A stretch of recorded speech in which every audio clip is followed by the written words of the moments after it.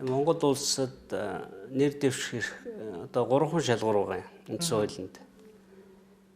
50 нас хүрсэн байх, сүүлийн 5 жил эх оронд амьдарсан байх, уугуул иргэн байх, одоо монгол хүн байх гэсэн үг. Эннээс өөр шалгуур үндсэн хуулинд тавиагүй бөгөөд 50 нас хүрсэн эрэгтэй эмэгтэй бүх хүн хэрвээ сүүлийн 5 жил Монголд амьдарсан бол болно гэсэн үг. Тэгэхээр энэ ардын намын нэр дэвших эрхтэй эрэхгүй гэдэг маргаан бол одоо огт ор үндэсгүй бөгөөд зүгээр л өнөөгийн ерөнхийлөгч нэр дэвшүүл ялчих гээд байгаа учраас үндсэн хуулийн цэцээр үндсэн хуулийг зөрчин байж дүгнэлт гаргуулад одоо тэрийг их хурл нь хүлээж авна л да.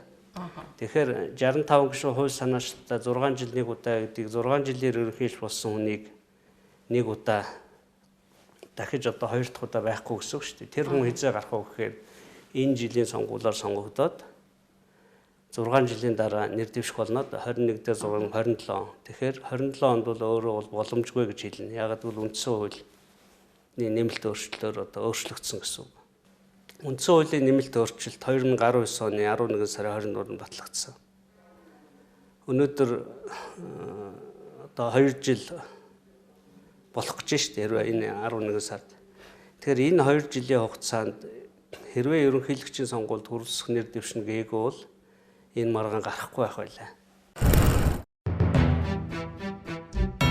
За та бүхэн хамаг учрыг сонслоо. Гол гогцоо нь хүрэлцэхэд байгаа биз? Үндсэн хуулийн цэцгийг хогийн савнчуулгадж Монголын бүх хуулийг нураан сүйтгэж байгаа шалтгаан нь гагцхүү хүрэлцэхийн төлөө хийж байгаа хэрэг болох нь. Тэгвэл энэ бүхнийг хийлгэх ямар шалтгаан хүрэлцэхэд байна вэ? Энэ талаар хүмүүс ерөнхийлөгч болохын тулд ингэж байна хэмээн бодож байгаа юм. Гэвч энэ бол том эндөөрөл байж. Ухаан бол ухнаагийн хүрэлцэх гэдэг хүний гарт ерөнхийлөгчөөс хамаагүй илүү эрх мэдэлтэй асар том. Асар их хүч өгье засгийн газрын тэргүүний албан тушаал нэгэнтээ орсон байлаа. Өмнөх засгийн газруудыг 15 хүн гарын үсэг зураад л бараг хүссэн үедээ унгаачихдаг байлаа шүү дээ. Харин үндсэн хуулийн нэмэлт өөрчлөлтөөр засгийн газар нь улсын хурлаас хамаархаа болж сүхээр зогсонч унахгүй болсны сацуу дээрээс нь авилгатай дэмсэх газар шүүх цагдаа дотоодын зэрэг гээд зэвсэгтөвчнөөс бусдыг нь томилох эрх бүхий хааны дайтай хүчийг агуулсан асар том бүтэц болон хувирсан юм. Гэтэл ийм асар том эрх мэдлээ сайн дураараа татгалзаад шагнал тараахаас өөр эрх мэдлгүй шахам ерөнхийлөгчийн суудал руу зүтгээд байгаа нь яаж ч утсан цаана нь маш том шалтгаан байгааг төвөггүй таамаглаж болох юм. Тэгвэл тэр нь ямар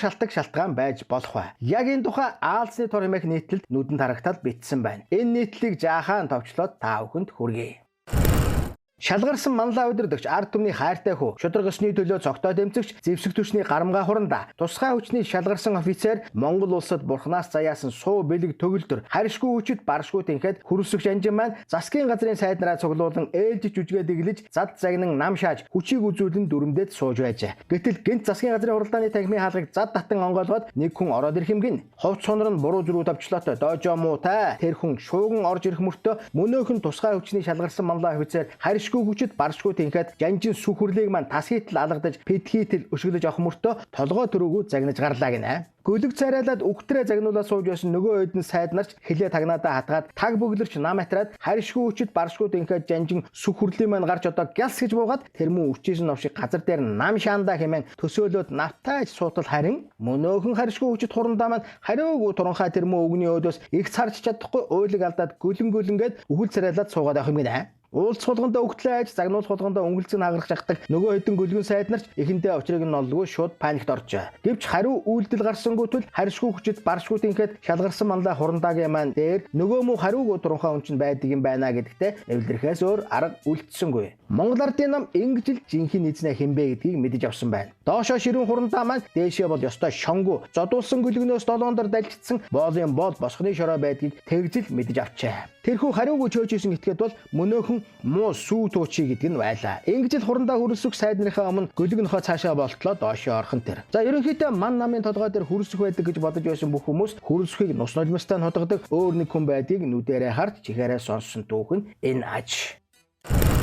Ер нь бол өнөөдрийн 62 тэнэг толгой дээр хэн сандалцуудыг мэддэггүй байж л дээ. Харагдах байдлаараа хөрөлсөх бол Супермен. Тэгэхээр толгой мотоо өнөө 62 маанаг нь бидний хаан бол харишгүй хүчит хөрөлс хурандаа минь байгаа юм аа хэмээн боддог байж л дээ. Гэвч үнэн хүрэг дээрээ хөрөлсөх бол зүгээр л олонний өмнө гаргаж сүржгнүүлдэг айлаалагчийн үүргэл гүйцэтгэгч байж. Жинхэнэ эзэн хэний жанзаарамгүй Сүхбаатарын Батболд байсан байна. Мөнөөхөн долоогч мөнх хотныг удаа хэлвштэй. Ерөнхий сайд байна тэн залгачсан нилээ жинцэн маягта сууж байх юм гэж хоолой зангируулан хэлснийг санаж байна уу? Тэр чинь мөн чанартай яг үнэн байж. Хөрөлсөх бол ерөнхий сайдын өрөөнд тэн залгачаад гитар дарсан шигэ хөлчүүрхэд сууж байдаг нэгмүү жүжигчин байж л дээ. Яг л нөгөө оюун хорос шиг. Бодохыг бол Сүү Батболд бодно. Бодод дуусгараа хөрөлсөхөд тушаал өгнө. Мань төгжил биеэн бэлдэж өгөө цайжлаад гарч ирээд ёстой алж өгөндөө 2007 оны өвлөөс хойш яг энэ зохиомжоор мөн ч олон удаа драм тоглогджээ. Үүнийг ярихын тулд эхлээд Сүү Батболд яагаад гэнт үсэрч сохроод ил гарч ирсэн тухай тайлбар хэрэгтэй болно. Та нар минь төвчээртэй сонсож угаарай. Тайлбарлаж өгье.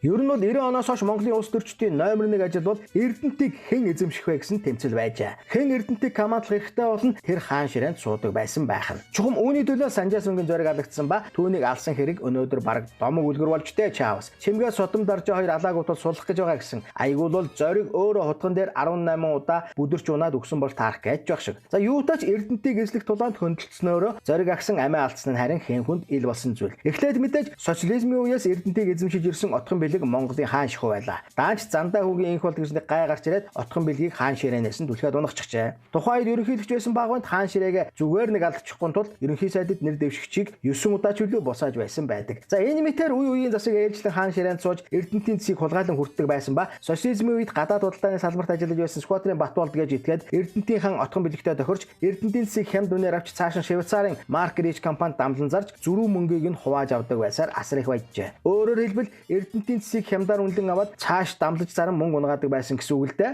Энэ бол хулгай. Ингэж явсаар намрын инх хоёр хаан ширээнд суух ээлж ирв. Тэрээр хаан ширээнд суумагцаа Монголын хамгийн ашигтай ажиллаж байгаа компаниудын жагсаалтыг авчруулад үзтэл Сүү Туучигийн Алтай трейдинг компани анхаарал татсан тул жаахан ухад өнхөд үзтэл Эрдэнэтийг сэгсэрдэг нь илэрсэн байна. Ингээд мань инх хоёр Монгол банкны захирлаар Чулуунбатыг томилж Сүү Туучигийн 8-ыг булаах үүрэг өгчээ. Ингэж Сүү Батболд хэсэг зур зэсийн 8-аас жигдэж ноолуураар дагнах болов. Гэвч намрын инх хоёр маш том алдаа гаргасан ба Сүү Туучийг шахаж зэсийн ашгийг хураач хуримтлуулдаг байсан Монгол банкны Чулуунбат нь инх хоёртай хуваах ёстой байсан 70 сая долларыг өөрийнхөө нэрээр болгож аваад морчихжээ. Нэгэнт бусдад өгөх мөнгөгүй болон мориусан намрын инх хоёр бүр мөсөн сүрж улс төрийн тавцангаас зайлуулагдлаа. Одоо зарим нэг сэжүүр гарч ирж байгаа биз хэн илүү дээрэмдэж хэн илүү хулгайлнав тэр хулгайч хаан чалдаг нь Монгол ардын намын 90 оноос хойш дотооддоо тогтоосон дүрм журам байжээ. Инх хоёр хаан болонгуудаа Сүү Батболдыг шахаж хулгай 8-ыг нь булаасаа авч Чулуунбаттай тэр бүх хулгайлсан мөнгөө алдчихсан тул ийхүү хэнч биш болсон байх нь байна шүү дээ. Уг нь ингэж мөнгө алдаагүй бол худалдаа хөгжлийн банк сахал эрдэнэ үлгийх биш намрын инх хоёрыг байх байсан байж. Гэвч чадсангүй. Хүний гар дээр чулуудах мөнгөгүй болон хоос орсон тул одоо улс төрт орж ирч чадахгүй, гарч бас чадахгүй байгаа нь тэр байх нь. Тэр Чулуунбат нь саяхан хэдэн жилийн өмнө харуулж өгсөн санагдана. Харин үүний цаагуур 8-ага булаалгасан Сүү Батболд чимээгүйхэн гитсээр байж улс төрд орж ирээд Багвандын хормоодоор сүгддэг байсан бүлэглэл буюу Санжинбаяр Сахагийн элбэг доош хоёртой нийлж байгаад инх хоёрыг ерөнхийлөгчийн сонгуульд өрсөлдүүлсэн болж унгаагаад ерөнхий сайдаар баярыг томилж оюутлогын гэрээг байгуулах үүргийг өгчээ. Өнөөхөн ч ямархуу гэрээ байгуулсныг та бид хангалттай мэдж байгаа. Гэрээ нэгэнт байгуулагдсан тул одоо Санжинбаяр хэрэггүй. Тэрээр 5-10 сая долларын өртөөд Америк руу жаргахаар алга болж оюу толгойн гэрээний далд эзэн Сүхбаатарын Батболд ерөнхий сайд болов. Гэхдээ баяр явахдаа эзнийхээ заавраар биехээ өвдсөн тул хэмээн жүжиглэж эзнийхээ зам мөрийг цэвэрлэхэж мартсангүй. Ингэж л Монгол ардын намд Сүү Батболдын эрен үе эхэлжээ. Тэрээр ерөнхий сайд намын дарга боломжцоо тэрэлжийн тунхаг гэж чимээг гаргаж Монгол ардын хувьсгалт намын нэг үсгийг хаст Монгол ардын нам хэмээн нэрлэхээр болсон ба тэр тунхаглал дээр өнөөдрийн сэлэм төгжил дамтны Сүхбаатарын Батболд мант тугай хэмээн хашгирч байжээ. Яг л галзуу солиотой коммунистийн аран шин мөн дөө. За ийм л юм болж. Энэ тунхаглалын дараа 2012 оны сонгуульд ялагдсанаар Мантугай гээд байсан Сүү Батболд арга буюу намын даргааны суудлаа инх төвшөнд өгчээ. Ингэж л Санжинбаяр гэрээ хийсэн нэр зүүж ард олон жигшигдэн ардан зааварлаж байсан Сүү Батболд нэр цэвэр сугарж үлдсэн байна. Гэвч оюутлогын гэрээ гардаж байгуулсан Санжинбаяр Монгол банкны Чулуунбатчиг загнаж чадлагүй задгай мөнгөнд чунаж угаад хэдэн хаус нь олон түмэнд элэрж баригдсан ба одоо шоронд байгааг та бид мэднэ. Харин Сүү Батболд нь сэлэм төгжил нэртэй болсон хүрэлцгийг тарих толгойгоо зодож нүдэн нүцгэн гараар нь гал бариулан тоглож нэр хүнд ажил амьдрал бүх юмыг нь алж дуусгаж байна. Ерөнхийдөө Монгол ардын нам хэмээх хулгайчдын нэгдэл болсон байгууллага хэрхэн яаж аж төрж үйл ажиллагаагаа хэрхэн явуулж байдгийг товчоор зургаллаа. Харин одоо Сүү Батболд яагаад гэнт үсрэн ил гарч ирсэн? Хөрөлсөх яагаад нэр хүндээ шороотоо утгуулсан талаар өгүүлнэ. Жаахан дэсэж угаарай. Хамаг хэрэг Рио Тинтогоос өөрөөс нь болжээ. Саяхан бидэнд санд мэд өгсөн хөл хорионы нөхөн төлбөрөөр энэ хэрэгтээ салшгүй холбогдох юм байна. Рио Тинто компани ман намын хаан сүү батуулдыг атгадаг тул юун яасан ашиг хуваарлах талаар бодох тэр бүхэл татварааж төлөхгүй хэмээн даам гардаг байжээ. Угаасаа Монголын хамгийн том ном нь өөрсдөө хулгайчдаар дүүрсэн хулгайгаар ам зогоодог гэдгийг нь мэдэх тул тэдэнд бага санга мөнгө чулуудаад өссөн хуулиа батлуулан бүх баялагийг нь зөөсөн шигээ амар сайхандаа жаргаж суудаг байж. Ингээд бүр сүүлдээ юун даам бүр бэрс гарч татвараа төлөхгүй хэмээн өөрсдөө арбитрт хандаж тэнэгдсэн байна. Ингээд Монгол Улсын засгийн газар арга буюу Лондонгийн арбитрт хандаж 1 сарын дотор нэхэмжлийн тайлан хүргүүлэх ёстой болсон боловч сүү батуулдын үнэнч бол сангийн сайд Чимдийн Хүрэлбаатар буюу Нямдоржийн баталснаар Шамилхан гэж хасгийн хүүхэд тэр тайлангийн зориудаар мартаж орхисон байна. Гэтэл энэ талаар ерөнхийлөгч Баттулга ямар шатандаа яваг асууж сандрагсан ба тодруулаад үзтэл засгийн газар энэ асуудлыг таг мартчихсан байжээ. Мөн нэргэж байгаа юм шүү. 225 сая долларын асуудлыг таг мартдаг засаг гэж байх уу? Мартсан ч юу ах вэ? Зориуд мартсан болж саатуулж байхгүй юу? Энэ мартаж санаад байдаг Шамилхан бол сүү батуулдын тавиул байсан гэдгийг ахин сануулъя. Тиймээс ч түүнийг сангийн сайд болгосон ба зориудоор оюутлагын асуудал дээр засгийн газрыг хаашин ч хөдлөхгүй гацааж байх үүрэгтэй хөсний тавиул байсан аж. Ингээд арга буюу засгийн газар бүтэн сайн өдөр хуралдаж байж тайланг нь Лондонгийн арбитрт ам мүлкэс гаргаж өгсөн болоод салжээ. Гэхдээ тайлангаа өгтөө санаатай санамсаргүй мэдэхгүй гэрээг байгуулахад авилга нөлөөлсөн бол гэрээг цуцлаа гэсэн заалтад хамаарах баримтуудыг өгөөд явуулчихж. Ингээд сүү батуулдын авилгын хэрэг илэрхтэй тулсан тул тэрээр галзуурх шахан уурлаж засгийн газрын хуралдаан дээр дайрч орон хөрөсхийг зодож нүдэн өөрийгөө илчилсэн байна. Ингэж л хөрөсхийн баг хууран унаж сэлэм төгжил бий болсон түүхтэй аж. Тэрээр энэ бүхнийг мэдэлгүй эзнийхээ өмнө асар том алдаа гаргасан тул яаралтай засгийн газраа огцруулан бүх асуудлыг гажахаас өөр арга зам үлдсэнгүй. Хэрвээ Лондонгийн арбитрийн шүүх оюутлагын гэрээг авилгын гэрээ болсон гэж үзээ цуцалчих юм бол сүү батуулдын хулгай мөнгөөр босгосон бүх үйл хөдлөл хөрөнгүүд хураагдаж намбарын инх баярын араас орж дампуурах. Цаашлбал шорон шогнож Санжийн баяр Сангажвын баяр цогт нартайгаа нэг нааран дээр цагирах болно шүү дээ. За ерөнхий зураглал нь иймэрхүү байна. Монгол Ардын нам хэрхэн аж төрж ямар учраас ийм дуулууртай бүтцийг бий болгосон бүх хар зураг нь ердөөлийн юм. Аалзны тор хэмээхийн нийтлэлээр баталсан бэлэн мөнгөгтөл сүү батуулдын хувьд 240 сая доллар эрдэнтээс босгосон байдаг ба мөн түүнчлэн Бороо голдын 12 тонн алт гэгчлэн цааш хөөрөх ба зөвхөн сүү батуулдоос болж Монгол улс татварын 395 сая доллар авч чадахгүй төрх цаашлаад оюутлагаа үүр далдах зэрэг аюул дагуулсан асуудлууд босоод иржээ. Ингэж л хөрөсхийн засгийн газар эзнийхээ өмнө хариуцлага хүлээн огцрох шаардлагатай болсон ба энэ огцролт давхар үндэсний аюулгүй байдлын зөвлөлийн хуралдаан дээр оюутлагын гэрээг авч ирэх асуудлыг ч давхар гацаасан хэрэг юм. Монгол Ардын нам ингэж л амьдардаг ажээ. Энэ бол нам биш, бүлэг булгаач нар гэдгийг ийхүү баталгаажаад байна. Ерөн сүү батуулдын тэжээвэр бүлэг байсан хөрөсгөд өөрийн гэсэн толгой хязааж байсангүй. Тэрээр ердөө л хийгснийг нь дуулууртаа хийдэг боол заяатай итгээд байжээ. Хэрэг дээрээ сүү батуул засгийн эрхийг барьж хөрөсөх дараагийн зааврыг хүлээн согтууран гангасаар тэн залгасан өрөөндөө гитар барин дуулж суудаг байж. Үүний хамгийн том жишээ нь 2020 онд хөрөсөх 62 суудалтай ялж ерөнхий сайд болсон тул ерөнхийлөгч Халтмаагийн Баттулга түүнийг урьж уулзаад сүүлийн 3 жил өөрийг чинь ерөнхий сайд байх хугацаанд Монгол улс 16 тэрбум долларын экспорт хийжээ. Та нүүрс зэсийн экспортоо гартаа авсан биз дээ. Хэрвээ түүний гартаа хийсэн бол эдийн засгийн одоо өөдөн татнаа. Ингэж чадвал тогтвортой засаглал үүсэж том төслүүдэд эхлүүлнэ. Гэхэд өнөөх нь өөдөөс нь таг мэлийгээд юу ч мэдэхгүй гэдгээ хэлжээ. Үнэхээр тэрээр юу ч мэдэхгүй байсан гэдэг. Аргач шүү дээ. Арх хууж гитар тоглож хүн загнаж хүүхэнд байрны мөнгө цохож өгөхөөс өөр ажил хийдэггүй байсан хүн яаж ч мэдэх юм. Ингэж л түүний ард хэн байдаг вэ гэдгийг Баттулга мэдсэн хэрэг. Яг үндэ засгийн газрын энэ бүх орж гарсан мөнгийг Шамилхан Хүрэлбаатар тооцож сүү батуулдаа илтгэдэг. Сүү батуулд нь хаана хэрхэн яаж зарцуулахыг зааж сахирдаг байсан хэрэг. Тийм ч учраас хөрөлсөнд хэвлэлийн хурал дээр шал харанхуугаар нэг юм хэлдэгч сангийн сайд нь шал өөр юм хэлээд түүнийг унтрааж орхидог. Үзэгдлийг бид лав 2-3 жил харсан билээ. Учир нь ердөө л юм. Яг нарийнда хөрөлсөх бол сүнээг л эрхлүүлж түүнд байр цохож өгснөөс өөр зоригтой юм хийгээгүй хэрэг. Баттулга тэр хоёр эвтэй байхдаа хөрөлсөхийгээ баадуудаж байгаад нэг удаа цэрэг хөдлөж салхитын ордыг төр давснаар хөгштөгийн дэтгэврийг нэг удаа тэгэлсэн ч цааш явж чадалгүй гатсан. Учир нь эзэн команд өгөөгүй тул яаж хөдлөх вүлээ тэгсгээд үлгэр дууслаа.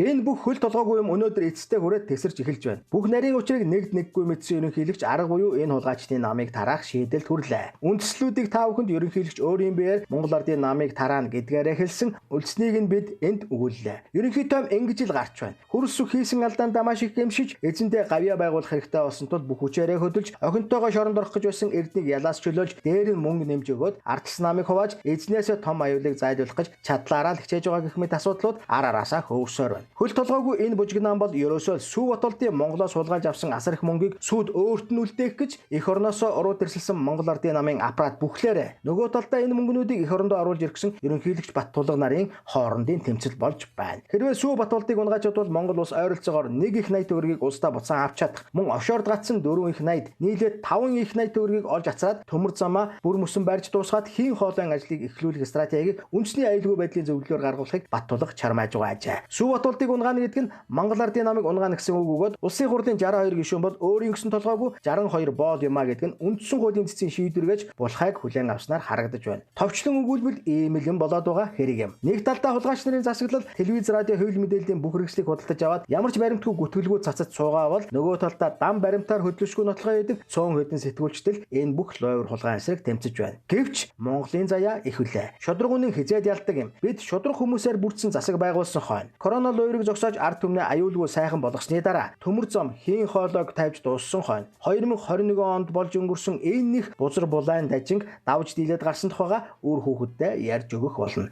Тэгж ярихдаа аав нь ингэж явлаа хэмээн толгойч их хараа шулуун хөөрнөх болно. Бид ийм л юмны төлөө дуугарч байгаа юм. Аалзны шүлс шиг хэрсэн авилгын тор тасархад ойрхон байна. Бид үүнийг тасалж чаднаа. Та бүхэн минь харин үр хүүхдийнхээ өмнө толгой гудайлганд альтчиж худлаа ярьж суух тийм гутамшигт хувь заяаг бүү сонгоорой. Монголын минь хиймэр өөдөө болтугай. Монгол орн минь хөгжин бадрах болтугай.